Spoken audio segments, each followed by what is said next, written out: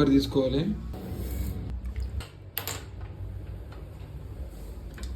Rice పెట్టింది కోసుకోవాలి.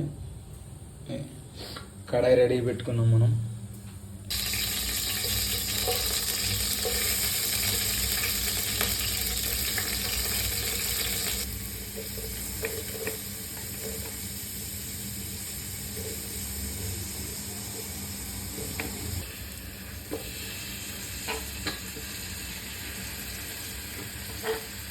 So guys aloo curry అయితే ఫైనల్లీ వండడం జరుగుతుంది.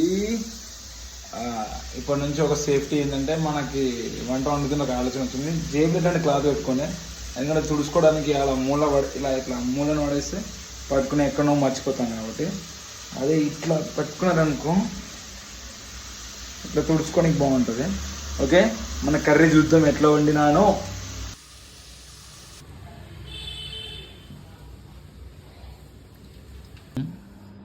ఎక్కువ మెత్తగా ఉడకనే కానీ కర్రీ పేస్ట్ అయిపోతుంది. కర్రీ కావాల్సిన ఇంగ్రీడియంట్స్ అల్లం, పసుపు, సాల్ట్, కారం, మసాలా ఇవన్నీ వేసేద్దాం. అండ్ ఒక 2 గ్లాస్ వాటర్స్. అయితే ఫైనల్గా అయితే ఆలు కర్రీ రెడీ.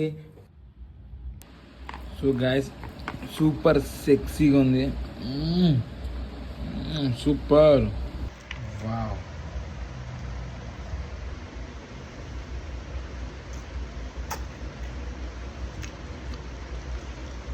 అన్ని కొలతల ప్రకారం వేసేసినాం మనమైతే. చాలా బాగుంది టేస్ట్. కర్రీ ఎక్కువ తినండి, రైస్ తక్కువ తినండి, ఫ్యాట్ రాదు. ఓకే, నెక్స్ట్ వీడియోతో కలుద్దాం. సబ్స్క్రైబ్.